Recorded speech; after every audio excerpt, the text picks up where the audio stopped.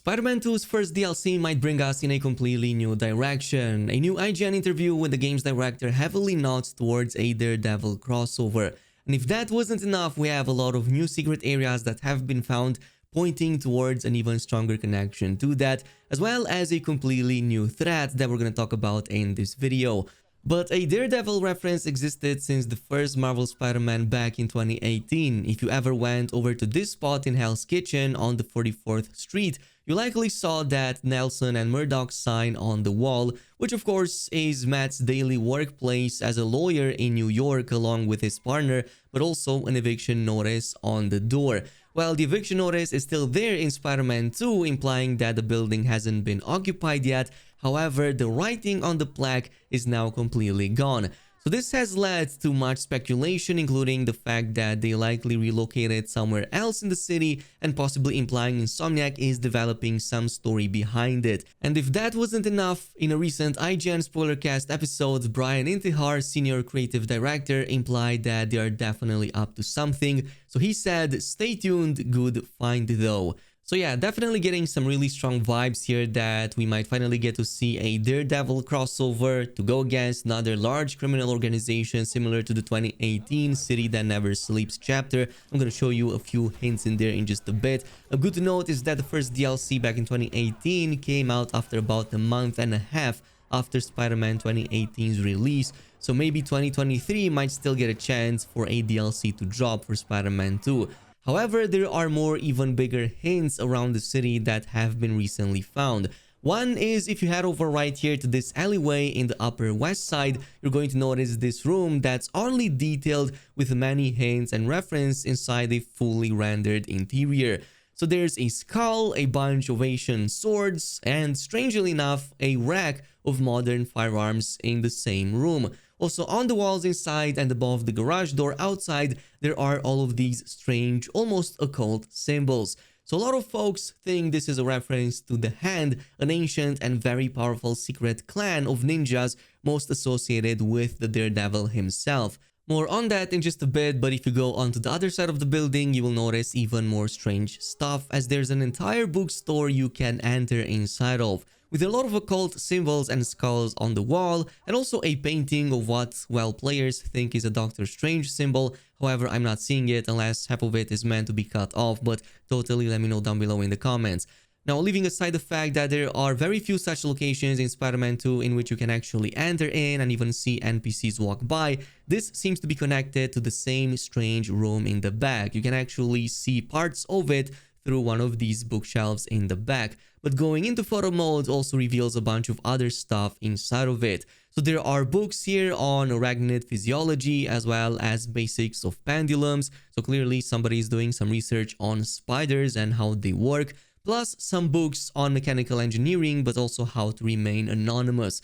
So a bit on the nose over there, but clearly whoever uses this room wants to document and research every step of being a vigilante man spider, or while basically researching Spider-Man.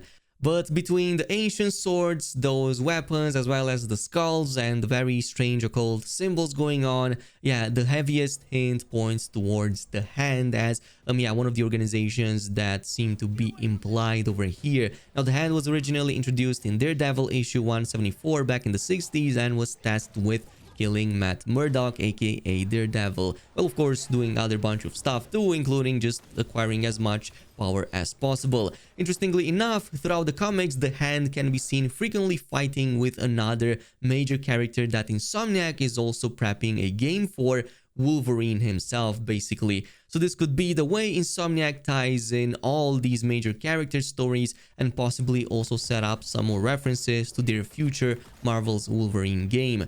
Now, the timeline here could be completely different than the ones from the comics, as we've seen Insomniac taking a lot of liberty with it, and we might not witness the origins of Daredevil, but more like a bigger time skip to some of the present-day comics or inspirations. Originally, Daredevil teamed up with Elektra during the Hand's first attempt to assassinate him in some of the original comics. But then later on, they formed their own organization called the Fist, a group meant to oppose the Hand. There were of course other important characters in the Daredevil lore, like for example Stick, Matt Murdock's mentor, that might or might not be alive depending on how Insomniac chooses to adapt these stories to Spider-Man 2. Obviously, if it's a time skip and this is another run-in with the Hand, he might not be alive any longer. Regardless, the Hand's member being all ninjas should prove to be an interesting challenge for the two Spider-Man compared to the typical goons we fought so far. So on one side, they can resurrect a person back to life with their occult magic and even force them to become their servants and serve the clan instead. Most notably, there were attempts at various points in the comics against both Elektra and Stick, as they were trying to make them members of the Hand too. Now, this process could be reversed in some extremely rare circumstances. However, it could maybe also turn some of Peter's allies into foes, even if momentarily. But despite being practitioners of martial arts, the Hand members don't just use ninjutsu and, well, just ninja skills in general to take down their enemies. They aren't afraid to use modern tech and weaponry either, even on the same scale and level as S.H.I.E.L.D. or Hydra's tech. So that room back in the Upper West Side already showed an ancient sword, but also that rack with high-tech firearms onto the wall next to it, heavily implying that they use both. So while traditionally ninjutsu weapons and shinobi clothing is more in tune with their abilities, they aren't afraid to of course resort to modern tech to win. Plus, being such a powerful and secret and ancient organization, they do have military grade and even flying vehicles to drop in combat, so totally expect New York getting overrun by yet another criminal organization for like the millionth time. Now, another big hint can be found in the upper right corner of Astoria here on the side of the map, where you will find the Union Allied building currently under construction. So some of the upper sections are still unfinished, and you can of course also look at the areas below. There are lots of containers and construction equipment laying around. Now, Union Allied Construction, for those who remember, is a company belonging to none other than Wilson Fisk, who of course oversaw the reconstruction of Hell's Kitchen after the Battle of New York, but also later on used it as a front to Fisk's illegal activities and money laundering operations. However, it was Karen Page, who also worked at Nelson and Murdock before joining the New York Bulletin, who finds out about this very fact during the time that she also helped defend Frank Castle in his court case. So Frank Castle is none other than Punisher himself. We might even get to see Punisher finally in Marvel Spider-Man, and I would definitely love to see him because I honestly just love the character in some of the recent depiction, even though, they were kind of just canned eventually by Netflix. But if Insomniac even loosely follows this story, it's during this investigation that Paige gets kidnapped by the Hand eventually before being rescued by the Daredevil. So maybe at some point Matt will come in contact with one of the Spider-Man, most likely Peter, to ask for his help in rescuing his former partner. This is likely even after the timeline when Nelson and Murdock split, so after the events that we also saw in the Netflix show. It's again going to depend how Insomniac wants to adapt this to the in-game universe. But it's just another trail that brings us to the same lead that the Hand might be the villain we get to see in this future DLC.